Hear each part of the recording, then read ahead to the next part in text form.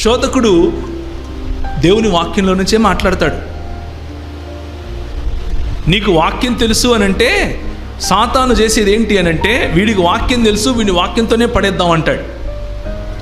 వాక్యంతోనే పడేస్తాడు. చాలామంది యవనులు, చాలామంది సేవకులు కూడా ఈ రోజుల్లో వాక్యము అన్నటువంటి ఈ నిర్మలమైనటువంటి కేవలము పాల వంటి ఈ వాక్యాన్ని అర్థం చేసుకోవటానికి దాని యొక్క పరిధిని, దాని యొక్క కాంటెక్స్ట్ అంటే దాని యొక్క సందర్భాన్ని అర్థం చేసుకోకుండా కేవలము పైన మాటలు చూసుకుని తప్పుదోవ పట్టే అవకాశం కూడా ఈరోజు మనకు చాలా కనిపిస్తూ ఉంది.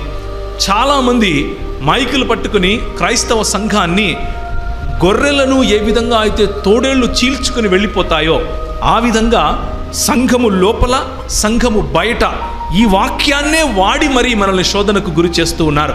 ఆ శోధనను ఎదుర్కోవాలి అనంటే మన ప్రభు అయిన యేసుక్రీస్తు ఇచ్చినటువంటి ఈ ఫార్ములా జ్ఞాపకం చేసుకోవాలి.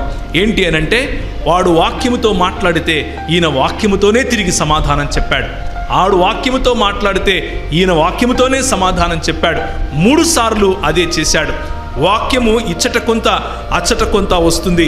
వాటిని క్రోడీకరించుకొని సమగ్రమైనటువంటి దృక్పథం, సమగ్రమైనటువంటి ఒక దేవుని జ్ఞానము అన్నది సంపాదించుకోవటం నీ బాధ్యత, నా బాధ్యత, సంఘముగా మన బాధ్యత, సంఘ నాయకుల యొక్క బాధ్యత అన్న విషయాన్ని మనం ఈరోజు గుర్తు చేసుకోవాలి.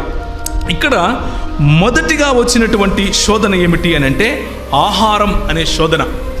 ఆహారం అనే శోధన ఎందుకు అనంటే 40 దినాలు ఆయన ఉపవాసం చేసి ఆయన ఆకలి కొని ఉన్నాడు.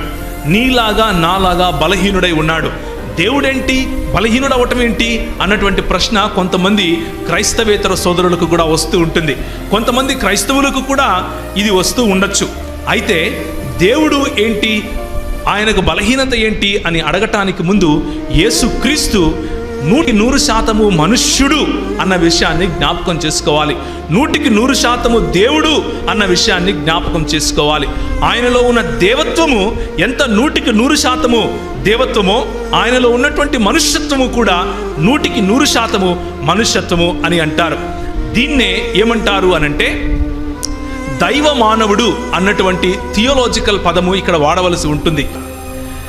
ఈ దేవుడు తన దేవత్వమును తన ఉన్నట్లుగా మనకు చూపిస్తే ఆయన్ను చూసి మనం బ్రతికి ఉండలేము కాబట్టి, చచ్చిపోతాం కాబట్టి ఆయన తన మహిమను తగ్గించుకొని మనకు ఎంతగా అర్థం అవుతుందో, మనము ఎంతగా అవగాహన తీసుకోగలమో అంత అవగాహనలోనికి వచ్చి